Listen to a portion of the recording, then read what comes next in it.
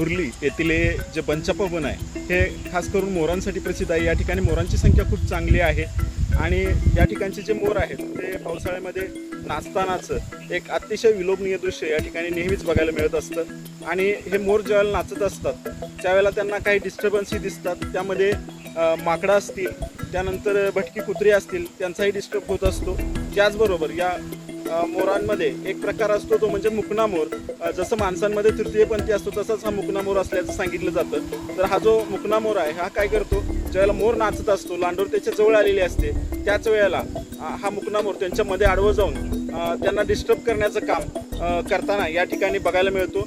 या ठिकाणी मोरांची संख्या खूप चांगली आहे, अतिशय विलोभनीय असं दृश्य या ठिकाणी पावसाळ्यामध्ये पाहायला मिळत आहे।